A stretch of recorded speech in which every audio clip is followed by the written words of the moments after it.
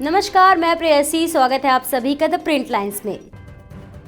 प्रदेश की जनता को भारतीय जनता पार्टी ने 5 बड़े वचन दिए हैं, जिसे पंचप्रण नाम दिया गया है। रांची में आयोजित इस कार्यक्रम के दौरान पार्टी के प्रदेश अध्यक्ष बाबूलाल मरांडी, प्रतिपक्ष के नेता अमर कुमार बावरी, पार्टी के विधानसभा चुनाव प्रभारी और केंद्रीय मंत्री शिवराज सिंह चौहान, विधानसभा चुनाव सह प्रभारी और असम के मुख्यमंत्री हेमंत बिस्वा शर्मा, केंद्रीय मंत्री अन्नपूर्णा देवी और लक्ष्मीकांत वाजपेयी मौजूद थे। संवाददाताओं को संबोधित करते हुए पार्टी के प्रदेश अध्यक्ष बाबूलाल मरांडी ने पंचप्रण के तहत जिस पहली योजना का जिक्र किया वह है गोगो दीदी योजना।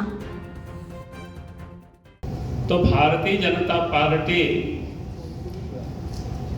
मां बहनों का सशक्तिकरण, महिलाओं का सशक्तिकरण, इस अभियान को कोई आज ही हम शुरू कर रहे हैं ऐसा नहीं, बल्कि भारतीय जनता पार्टी इस अभियान को चला भी रही है।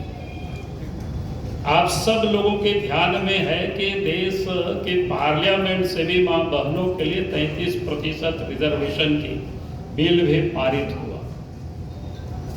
देश के प्रधानमंत्री आदरणीय नरेंद्र मोदी जी के नेतृत्व में एक बहुत बड़ा संकल्प कि मां बहनों को सशक्तिकरण के लिए कि 33% सीटें लोकसभा विधानसभाओं में उनके लिए अब आरक्षित हुआ कि आने वाले कल वो सब हम सबको दिखाई पड़ेगा। उसके साथ साथ देश के प्रधानमंत्री पहले भी बेटी बचाओ बेटी पढ़ाओ के अंतर्गत सुकन्या समृद्धि योजना की शुरुआत की, हम सबको पता है। फिर प्रधानमंत्री आदरणीय नरेंद्र मोदी जी ने जो उजाला योजना के तहत मुफ्त में गैस लोगों को उपलब्ध कराना, जो गरीब से गरीब घरों में भी आप गैस के कनेक्शन उपलब्ध हुआ, ये संभव हो सका और इसका लाभ बड़ा, तो जिसको कह सकते हमारी माँ बहनों को ही इसका लाभ मिला। फिर स्वच्छ भारत अभियान आप सबके ध्यान में है, जिससे अपनी माँ बहनों की जो इज्जत, किस प्रकार से उनको परेशानी होता था कि इज्जत घर देने का भी देश के प्रधानमंत्री आदरणीय नरेंद्र मोदी जी ने काम किया। फिर प्रधानमंत्री मातृ वंदना योजना के तहत जो गर्भवती महिला को पहले बच्चे देने पर 5,000 रुपया तक की सहायता। फिर लाखपति दीदी योजना पूरे देश भर में चल रहा है। फिर एक 3 तलाक जैसे जो कुप्रथा थी, उस भी देश के प्रधानमंत्री नरेंद्र मोदी जी ने कानून बना करके उसको समाप्त किया। फिर जनधन योजना के तहत मां बहनों के 30 करोड़ खाता भी पूरा देश में खोला गया, हम सब लोग जानते हैं उसका लाभ को भी। फिर सरकारी जो कर्मचारी महिलाएं होती थी कि उनको पहले क्या कहते हैं कि मातृत्व अवकाश उनको 12 सप्ताह ही मिलता था, उसको बढ़ा करके उन्होंने 26 सप्ताह भी किया।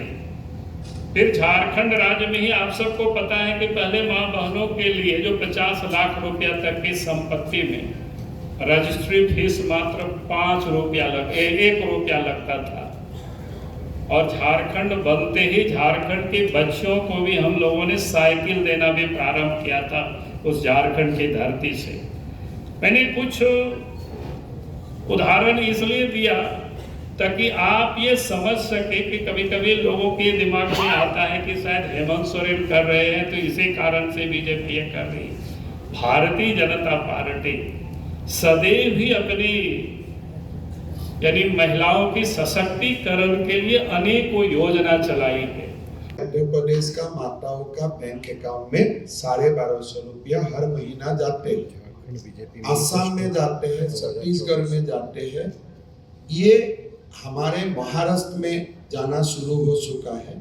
तो इसीलिए ये जो गोगो दीदी योजना है, ये कोई लोभाने का काम नहीं है। जो काम हमारा बाकी प्रदेश कर रहा है as a good governance model, हम झारखंड में भी लाऊंगा, वही हमारा जो घोषणा है। जैसे आप पूछ सकता है हेमंत सोरेन जी ने माया योजना चालू किया, आप उनको पूछना चाहिए था क्या आपने ये योजना असम से लाया, क्या ये आपने मध्य प्रदेश से लाया, क्या यह आपने छत्तीसगढ़ से लाया? किस लिए? असम, मध्य प्रदेश, महाराष्ट्र और छत्तीसगढ़ हम लोग आज से 2-3-4 साल से ये काम कर रहा हूं। तो मोदी जी का एक अपना संकल्प है कि बीजेपी शासित प्रदेशों का जो गुड गवर्नेंस मॉडल हो, ये सारा स्टेट में जाए। और हम फॉर्म इसलिए भरवा रहा हूं कि इसलिए लोगों में ये मैसेज जाना चाहिए कि बीजेपी आपका बैंक अकाउंट में 2100 रुपया डालने का काम करेगा जब सरकार बनेगा। और कोई हम छुपा के फॉर्म नहीं फिलअप करवा रहा हूं, हम जानबूझ के ये पब्लिकली फॉर्म फिलअप करवा रहा हूं। उससे हमारा प्रतिबद्धता को दर्शाता है कि कितना हम कॉन्फिडेंट है। हमें कोई केंद्रीय सरकार से पैसा आएगा तो 2000 दूंगा, हमारा कोई कंडीशन नहीं है। हम प्रतिबद्ध है गोगो और दीदी के लिए, और हम सरकार आने का पहला कैबिनेट में ही ये 2100 रुपया का ट्रांसफर हम शुरू कर